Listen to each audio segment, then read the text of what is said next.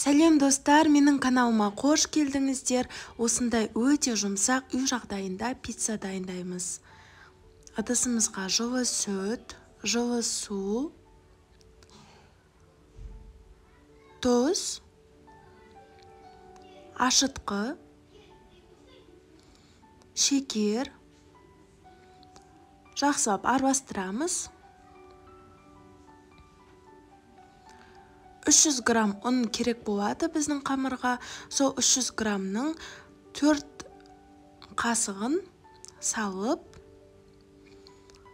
жақсылап араластырып, бетін жауып, 5-7 минутқа қойып қоямыз. Сол кезде қамырымыз жақсы көтерілетін болады. Неге бетін ашып, қалған ұнды саламыз. Жұмсақ етіп қамыр илейміз.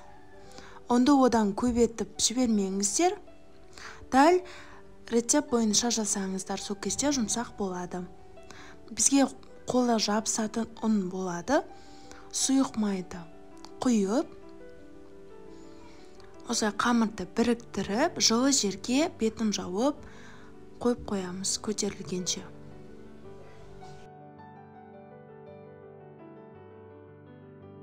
Неге қамырымыз осындай болады.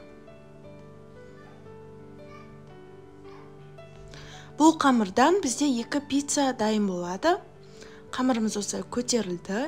Осы қамырдың 2-ге бөліп, бір бөлігін алдым.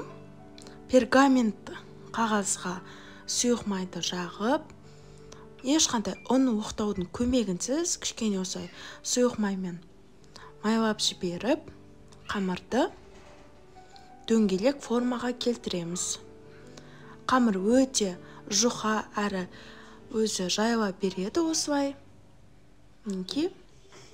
Осылай жаясыздар қолдың көмегімен.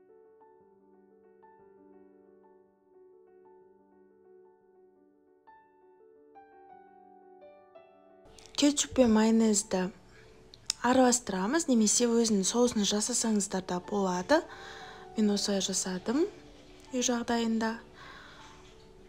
Барлығын жағып шығамыз. Үстіне қалаған начинкамызды салып, қызып тұрған 180 градус пеште 15 минутта пісіріп аламыз. Неге осылай пісіп шықты. Енді үстіне сыр сеуіп, 3 минутқа духовкаға жібереміз. Тек сыр ерісе болды.